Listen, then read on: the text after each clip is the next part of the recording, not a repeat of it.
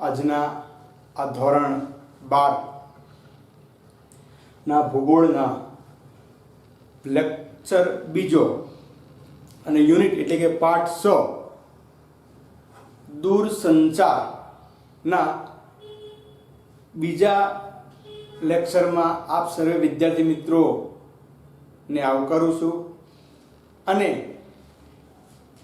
વિદ્યાની દેવી માં શારદા ને નમસ્કાર કરી અને વંદન કરીને માગણી કરીએ કે હે માં અમારા સ્કૂલના તમામ વિદ્યાર્થીની તંદુરસ્તી જળવાઈ રહે અને એ ઘરે બેસી અને વધુમાં વધુ અભ્યાસ કરી શકે એવી શક્તિ અને સમજણ આપણને પ્રદાન કરે. આપણે વાત કરીએ છીએ દૂરસંચાર એટલે કે એક સ્થળેથી બીજા સ્થળે માહિતી અથવા સંદેશો પ્રાપ્ત કરવાની વિસ્તૃત વ્યવસ્થાને સંચાર તંત્ર કહેવામાં આવે છે. આપણે વાત કરી હતી જૂના સમયમાં કઈ રીતે સંદેશા વ્યવહારની આપ-લે કરવામાં આવતી હતી, આધુનિક સમયમાં કઈ રીતે સંદેશા વ્યવહારની આપ-લે કરવામાં આવે છે અને ભારત જેવા વિશાળકાય દેશમાં કુદરતી આપત્તિ અને માનવ સર્જિત આપત્તિ વ્યવસ્થાપન માટે સંદેશા વ્યવહાર છે અનેરું અનોખું માધ્યમ છે. એના વગર આટલું બધું પ્રોસેસ કરવી શક્ય બને તેમ નથી. કેમ કે જો આપણે સંદેશા વ્યવહારની સુવિધા ઉપલબ્ધ ન હોય તો આપણે આ તમામ ક્ષેત્રમાં પહોંચી શકવું છે એ મુશ્કેલ બને છે. અંતમાં આપણે પ્રથમ લેક્ચરમાં વાત કરી હતી કે સંચારના સાધનો, સંચારના માધ્યમો, તો એમાં વ્યક્તિગત સંચાર તંત્ર અને સમૂહ સંચાર તંત્રની વાત આપણે જોઈ હતી. જે પૈકી વ્યક્તિગત સંચાર તંત્રમાં આપણે જોયું તો ટેલિફોન, ફેક્સ, ઇન્ટરનેટ, ઈમેલ, ટપાલ સેવા અને આંગળીયા કે કુરિયર સેવાનો સમાવેશ થાય છે. આપણે ક્રમાનુસાર એક પછી એક સંચાર તંત્રની વાત કરીએ તો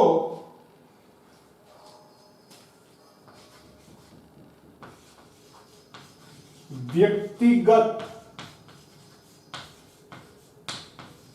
સંચાર તંત્ર, તો એમાં પ્રથમ બાબત આવશે ટેલિફોન / સેલ ફોન. આજનો જે આપણો મોબાઈલ ફોન છે તે ટેલિફોન એટલે જે લેન્ડલાઇન નંબર, દોરડાવાળો નંબર જેને આપણે દેશી ભાષામાં ઓળખીએ છીએ તે લેન્ડલાઇન નંબર કહેવામાં આવે છે. તો 20મી સદીના પ્રારંભથી મધ્યકાળ સુધી, જો 20મી સદી એટલે 1900 થી શરૂ થાય, 1901 થી શરૂ કરી અને 2000 સુધીની એટલે આ 20મી સદી.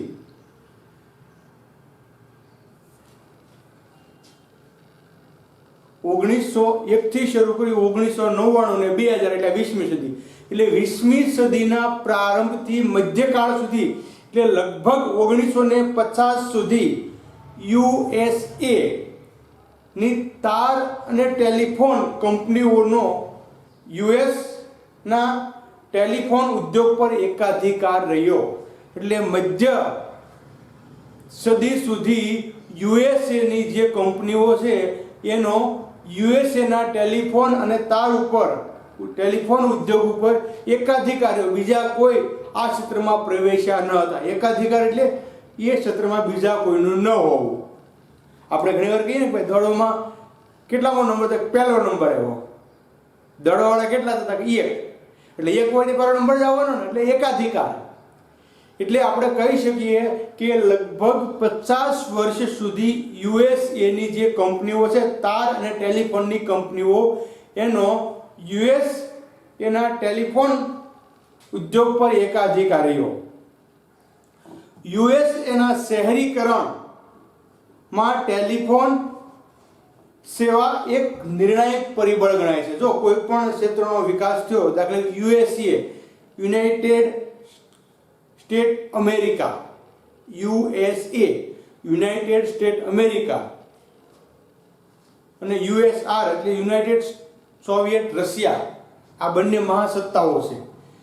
એટલે 50 વર્ષના દાયકા સુધી યુએસએની ટેલિફોન કંપનીનો એકાધિકાર રહ્યો અને યુએસનું જે શહેરીકરણ થયું એમાં પણ પાયાનું પ્રદાન કોઈનું હોય તો તે ટેલિકોમ સર્વિસને આપણે કહી શકીએ. એનું મહત્વનું યોગદાન અથવા મહત્વનું પરિબળ કહી શકીએ કે યુએસએમાં શહેરીકરણનો વિકાસ થવા પાછળનું મહત્વનું પરિબળ કયું હતું તો કે ટેલિફોનનો વિકાસ, દૂરસંચાર તંત્રમાં વ્યક્તિગત માધ્યમમાં ટેલિફોનનો વિકાસ.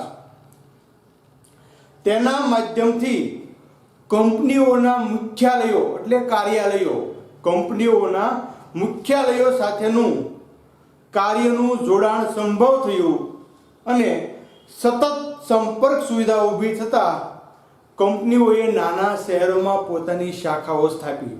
જો કોઈ પણ એક કંપની એક પ્રતિષ્ઠિત મોટા શહેરમાં હોય પણ જ્યારે એને ટેલિફોન દ્વારા એકબીજા સાથે સંપર્કમાં રહ્યા એટલે એને ત્યાંથી આગળ વધી અને નાના નાના શહેરો સુધી એની શાખાઓ સ્થાપી. પ્રતિસ્પર્ધા વધતા ટેલિફોન કંપનીઓ પોતાની પ્રણાલીઓને ઉન્નત બનાવવા માટે તાંબાના તારને બદલે ઓપ્ટિકલ ફાઇબર અને સેટેલાઇટનો ઉપયોગ શરૂ કર્યો. જો આ મહત્વની ક્રાંતિ ટેલિફોન યુગમાં હતી કે શરૂઆતમાં ટેલિફોનમાં જે દોરડા આવતા તાંબાના તારના આવતા. આપ જે તમે કેમ કે એમાં વન વે ચાલે, એક ટેલિફોન માટે એક દોરડું જોવે, નહીતર એની એક સાથે બે લાઈન જોઈન્ટ કરો તો એકનો ફોન આવે તો એકનો ફોન બંધ રહે. એટલે ટેલિફોન લાઈન માટે તાંબાના તારને બદલે ઓપ્ટિકલ ફાઇબર, એમાં એક સાથે ઘણા બધા જોડાણ થઈ શકે. એટલે ઓપ્ટિકલ ફાઇબર અને સેટેલાઇટ ઉપગ્રહ સંચારનો તંત્રનો સમાવેશ થયો. પરિણામે ઝડપી, સુરક્ષિત અને દોષરહિત પ્રસારણ શક્ય બન્યું, જેના કારણે ઓપ્ટિકલ ફાઇબરમાં એક ઝડપ આવી, સુરક્ષિત બન્યું અને દોષરહિત એટલા માટે કે એમાંથી જે છે એ સંદેશા વ્યવહાર 100% પસાર થઈ જાય, કોઈ પણ જાતના ટૂકટક અવાજ વગર. એટલે ઓપ્ટિકલ ફાઇબરની શોધે આજે કોમ્પ્યુટરમાં જે ચિપ્સ વધ્યા છે ઓપ્ટિકલ ફાઇબર આવે છે એના કેબલ બધા. એટલે ઓપ્ટિકલ ફાઇબરના કારણે સંચાર તંત્રનો વિકાસ જે છે એ ખૂબ જ ઝડપી બન્યો. અહીંયા સુધીની વાત આપણે જોઈએ તો ટેલિફોન અને સેલફોનમાં 20મી સદીના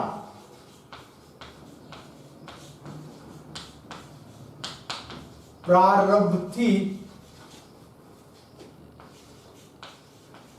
મધ્યકાળ સુધી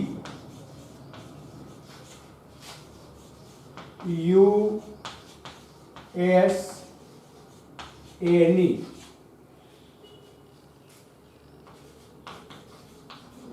ટેલિફોન અને તાર કંપની નો એકાધિકાર. બરોબર, આ પહેલો પોઈન્ટ. બીજો પોઈન્ટ આપણે કહી શકીએ કે શહેરીકરણ માટે નિર્ણાયક પરિબળ, ટૂંકમાં લખું છું હું, શહેરીકરણ માટે નિર્ણાયક પરિબળ. તમારે યાદ રાખવામાં સરળતા પડે, લખવામાં સરળતા પડે. એટલે કહી શકીએ કે યુએસએ નું જે શહેરીકરણ થયું એમાં નિર્ણાયક પરિબળ તરીકે ટેલિફોન આપણે લઈ શકીએ. તો ટેલિફોનના માધ્યમથી મુખ્યાલયો, એના જે મુખ્ય કાર્યાલયો છે તે સાથે કાર્યનું જોડાણ, મુખ્યાલયો સાથે કાર્યનું જોડાણ પરિણામ સ્વરૂપ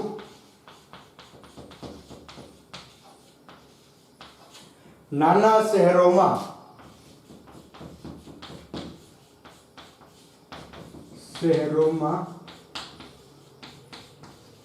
શાખા સ્થાપી એના કારણે નાના શહેરોમાં જે છે એ કંપનીઓએ પોતાની શાખા સ્થાપી પોતાની સેવાને ઉન્નત બનાવવા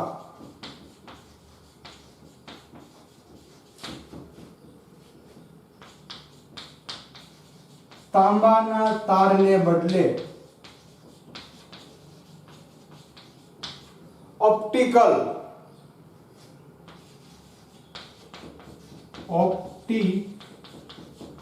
ફાઈબર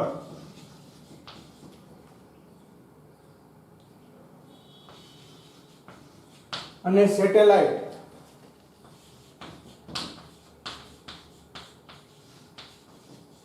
નો ઉપયોગ ઓપ્ટિકલ ફાઈબર અને સેટેલાઇટનો ઉપયોગ અને પરિણામે ઝડપી સુરક્ષિત અને દોષરહિત સેવાઓ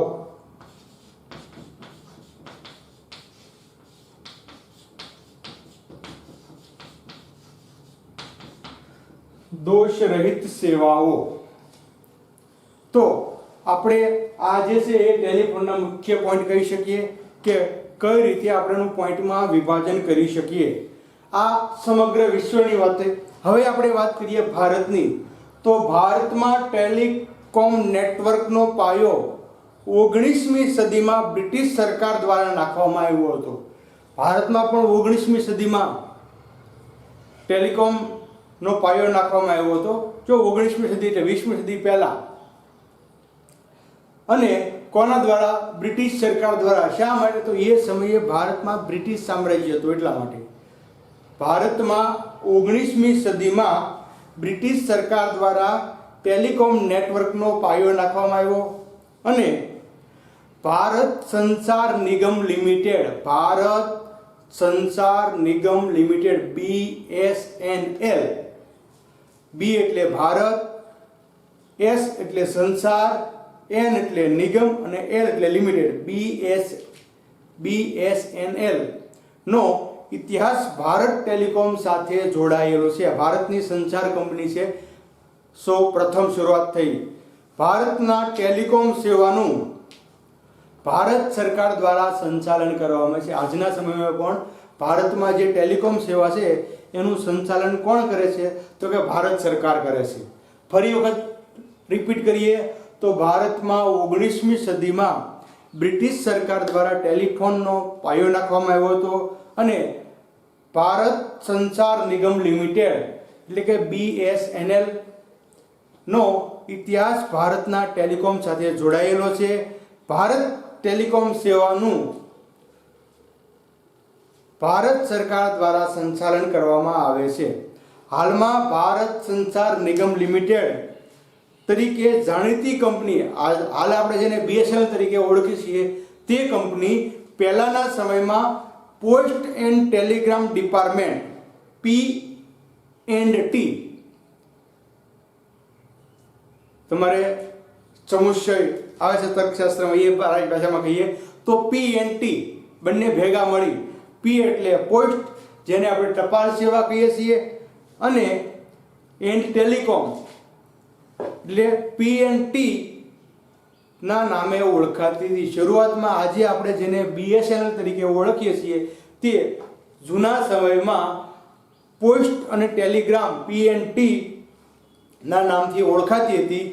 ઈસવીસન 1975માં ડિપાર્ટમેન્ટ ઓફ ટેલિકોમ .DOT ડોટના નિયમ પ્રમાણે ટેલિફોન કંપની આટલા સુધારા કરવા પડશે.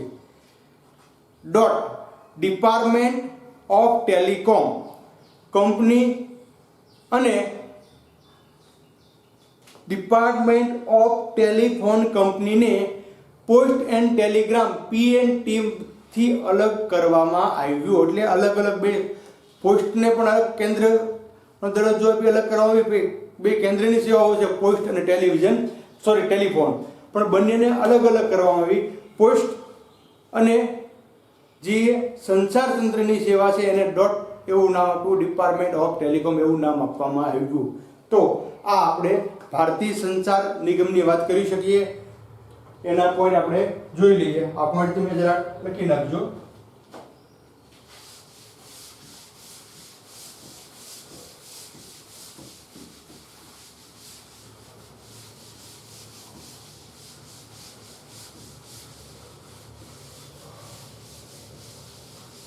તો ભારતમાં 19મી સદી દરમિયાન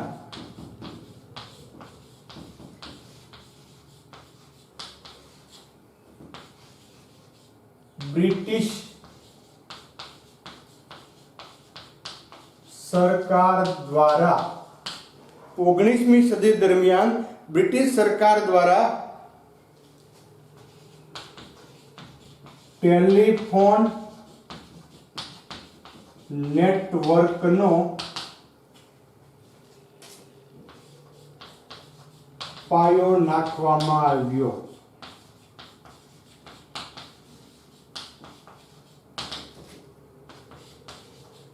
ભારત સંચાર નિગમ લિમિટેડ કૌંસમાં BSNL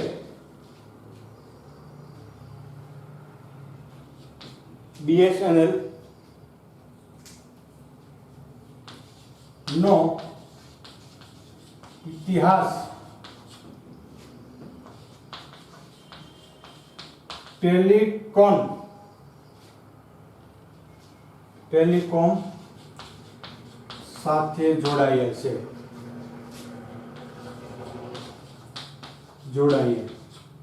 ત્યાર પછી આપણે કહી શકીએ કે ભારતમાં ટેલિકોમ સેવાનું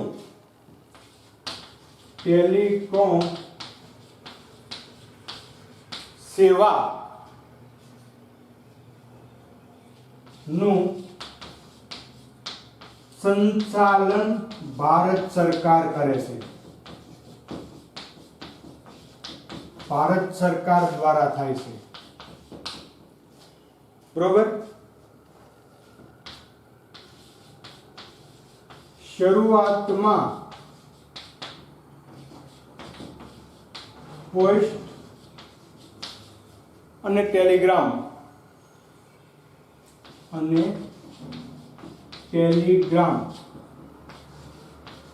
ડિપાર્ટમેન્ટ એટલે કે પી સમુચ્ચય ડી ટી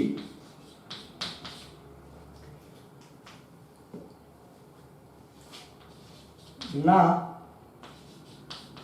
નામે ઓળખાતી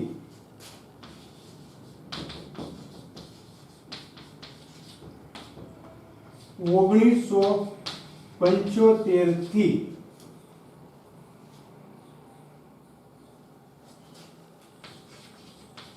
ડિપાર્ટમેન્ટ ઓફ ટેલિકોમ એટલે કે DOT ડોટ ને પોસ્ટ એન્ડ ટેલિગ્રામ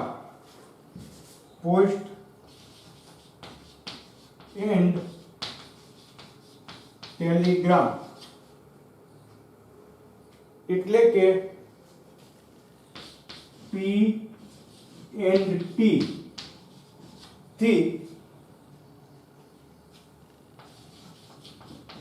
અલગ કરવામાં આવ્યું.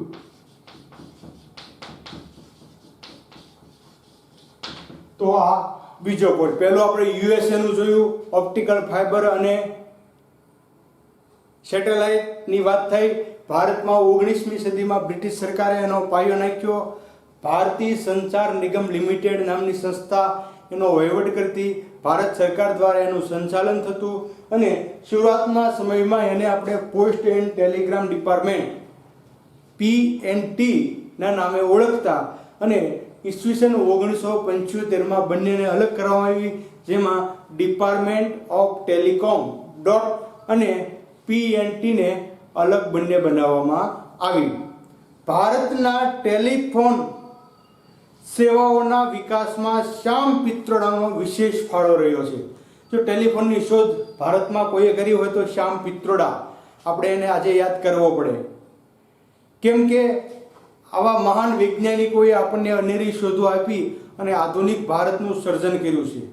એટલે આપણે આ દિવસે ભણીએ છીએ ત્યારે એને પણ યાદ કરવા પડે. એટલે ભારતના આધુનિક પ્રકારની ટેલિકોમ સેવામાં ફાળામાં શ્યામ પિત્રોડાનું મહત્વ વિશેષ રહ્યું છે. આધુનિક સમયમાં વિજ્ઞાન અને ઇન્ફોર્મેશન ટેકનોલોજીના વિકાસને કારણે સેલફોન સેવાઓ સમગ્ર વિશ્વમાં ખૂબ જ ઝડપથી લોકપ્રિય સંચાર સેવા બની.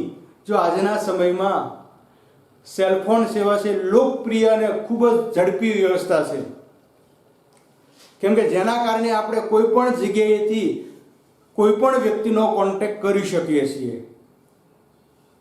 આ સેવાને કારણે વ્યક્તિ સમગ્ર વિશ્વ સાથે પ્રત્યેકપણે પોતાનો સંપર્ક ખૂબ જ ઝડપથી અને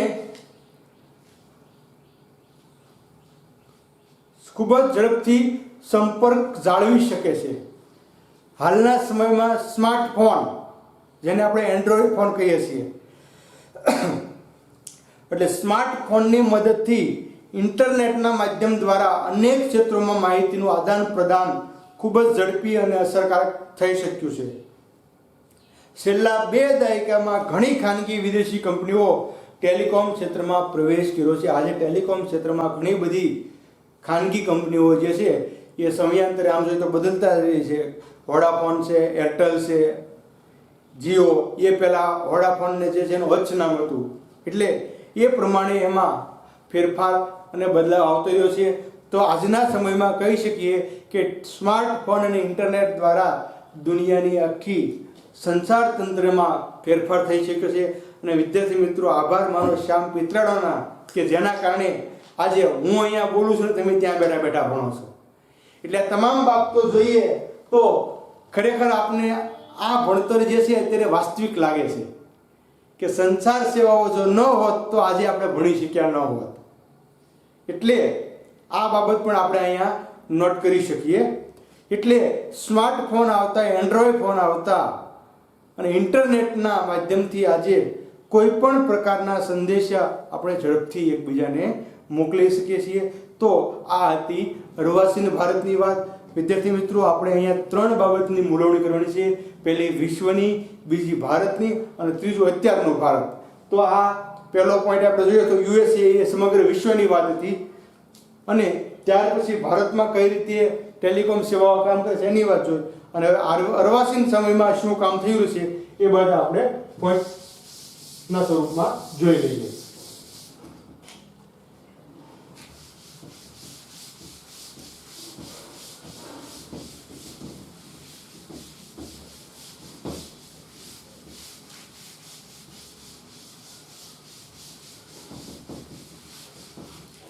તો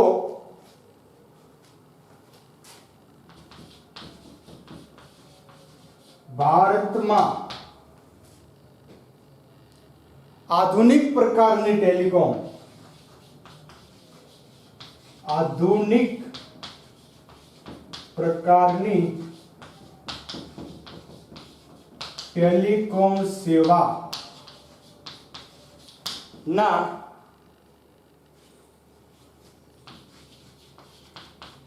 વિકાસમાં શ્યામ પિત્રોડા નું વિશેષ સ્થાન, ટૂંકમાં લખી નાખ્યું મેં, શ્યામ પિત્રોડાનું વિશેષ સ્થાન રહેલું છે.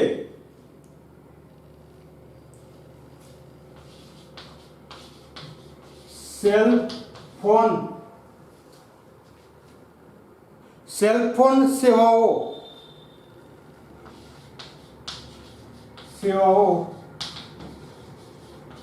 ખૂબ જ ટૂંકા સમયમાં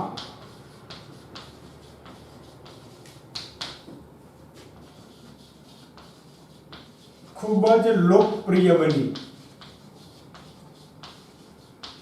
જો સેલ ફોન સેવાઓ એટલે મોબાઈલ સેવા જેના પર કહી છે આપણી સંદર્ભમાં મોબાઈલ કે એ ખૂબ ઓછા સમયમાં છે એ લોકપ્રિય બની અને એમ કહી શકીએ કે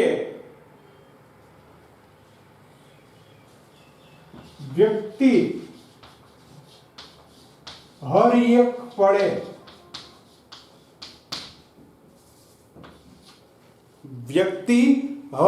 પળે પોતાનો સંપર્ક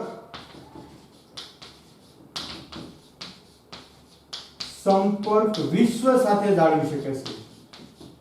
વિશ્વ સાથે કોઈ પણ સાથે વિશ્વ સાથે જાળવી શકે છે. વ્યક્તિ પોતાનો સંપર્ક વિશ્વ સાથે જાળવી શકે છે અને સ્માર્ટફોન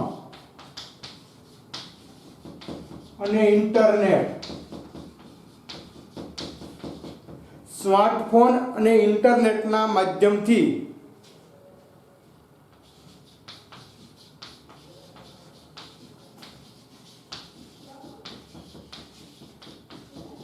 અનેક ક્ષેત્રોમાં આદાન પ્રદાન ખૂબ જ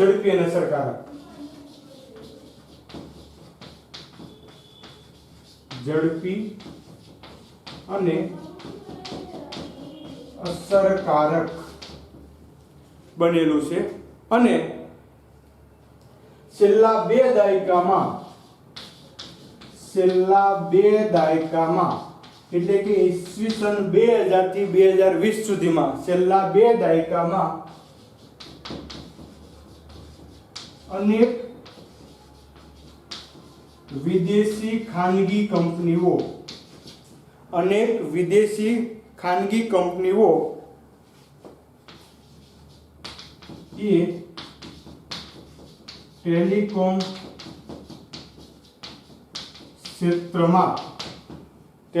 ક્ષેત્રમાં પ્રવેશ કર્યો છે. છેલ્લા બે દાયકામાં ટેલિકોમ ક્ષેત્રમાં વિદેશની ખાનગી કંપનીઓ પણ પ્રવેશ કર્યો છે. આ વાત હતી ટેલિકોમની. હવે બીજી બાબત આવે છે ફેક્સ. જો ફેક્સ એ જૂના સમયનું લેખિત દસ્તાવેજ મોકલવા માટેનું ખૂબ મહત્વનું માધ્યમ હતું.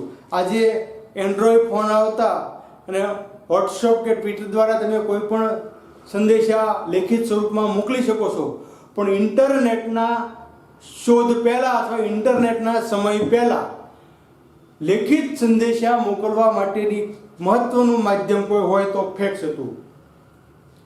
એક સ્થળના કાગળ પરના લખાણ કે ચિત્રોની આબેહૂબ પ્રતિકૃતિ જેવું છે તેવું જ ચિત્રોની આબેહૂબ પ્રતિકૃતિ એટલે છે તેવું જ કાગળ પરનું લખાણ કે ચિત્રની આબેહૂબ પ્રતિકૃતિ અન્ય સ્થળ પરના કાગળ પર ફેક્સ મશીન દ્વારા છાપવાની પ્રક્રિયાને ફેક્સ કહે છે. એક સ્થળના કાગળ પરના લખાણ કે ચિત્રોની આબેહૂબ પ્રતિકૃતિ અન્ય સ્થળ પરના કાગળ પર ફેક્સ મશીન દ્વારા છાપવાની પ્રક્રિયાને ફેક્સ કહે છે. ત્યાં ફેક્સ જે અહીંયા આપણે છાપો જે કાગળમાં લખાણ હોય એ ત્યાંના કાગળ ઉપર છાપી આપે છે આપણને. ફેક્સ મોકલવા માટે ફેક્સ મશીનનો ટેલિફોનના વાયર સાથે જોડાણ કરવું પડે. જો એની સાથે ટેલિફોનનું જોડાણ જોઈએ એટલે જ્યાં ફેક્સ મશીન હોય ને ટેલિફોન હોય જ. એટલે કેમ કે ટેલિફોનના જોડાણ વગર ફેક્સ શક્ય બનતો નથી. એટલે ફેક્સ સાથે જોડાણ કરવું પડે છે, પરંતુ ફેક્સને પોતાનો અલગ નંબર હોય છે. જે નંબર ટેલિફોનનો હોય એ જ નંબર ફેક્સનો હોતો નથી. એટલે ફેક્સને પોતાનો અલગ નંબર હોય છે. આ નંબરના ઉપયોગથી આવતી છબીને ફેક્સ મશીન ઝીલે છે.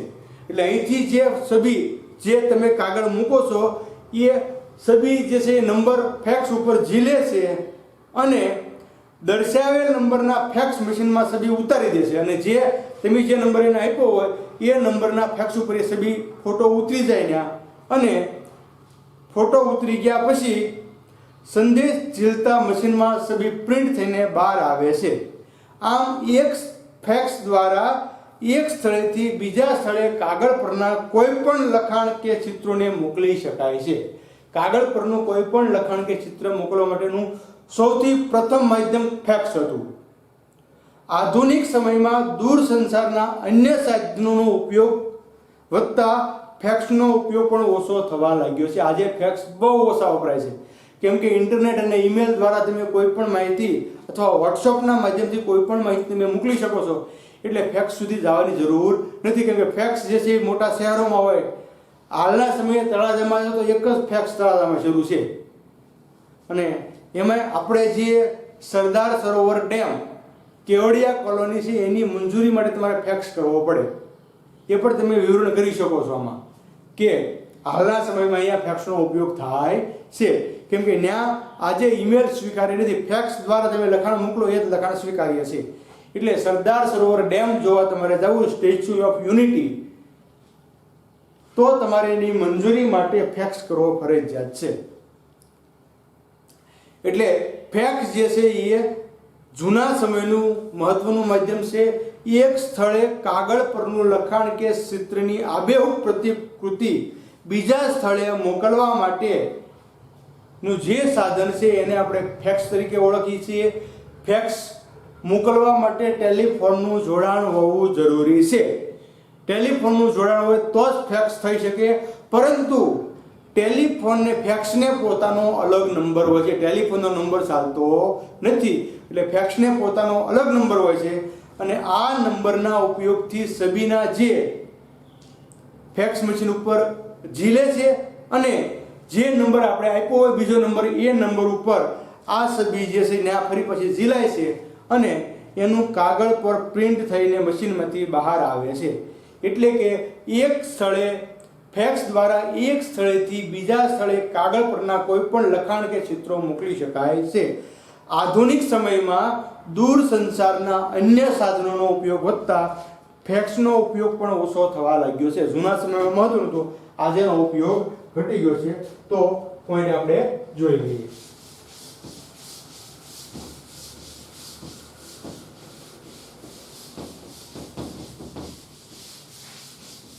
ટેલિફોન પછીની બીજી બાબત છે ફેક્સ.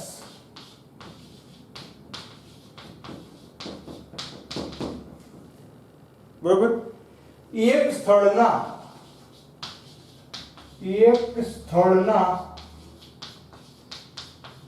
કાગળ પરના લખાણ કે ચિત્રોની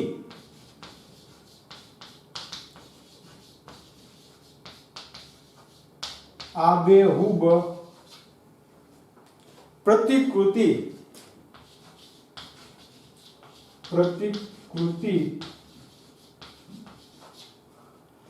અન્ય સ્થળ પરના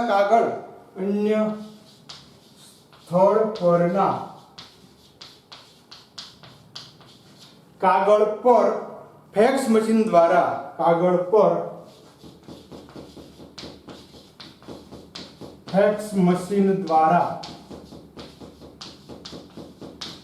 ફેક્સ મશીન દ્વારા છાપવાની પ્રક્રિયાને ફેક્સ કહે છે.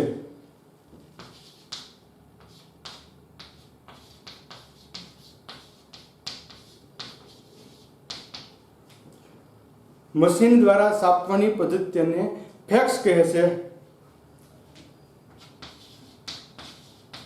ફેક્સ મોકલવા માટે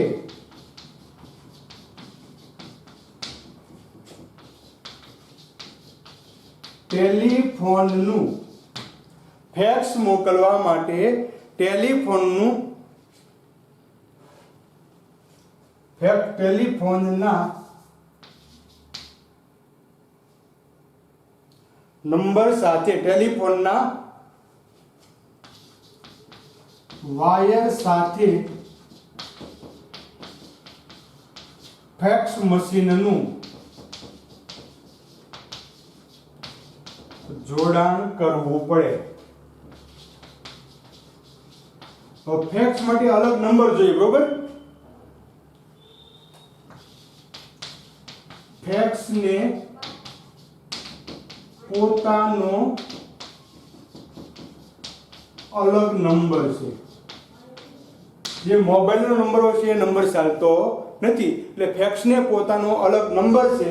હવે કઈ રીતે ફેક્સ મોકલવા છે એ વાત આપણે જોઈતી કે એ કાગળ પર દર્શાવેલું લખાણ કે ચિત્ર જે છે એ ફેક્સ મશીન ઉપર છબી દ્વારા ચીલવામાં આવે છે અને સામે જે નંબર આપ્યો હોય એ નંબર પર ઉતારવામાં આવે છે અને ત્યાં ફેક્સ મશીન દ્વારા એનું પ્રિન્ટ થઈ અને બહાર કાઢવામાં આવે છે. આધુનિક સમયમાં આપણે જોઈએ તો ફેક્સનો ઉપયોગ ઘટતો રહ્યો છે. શેના કારણે?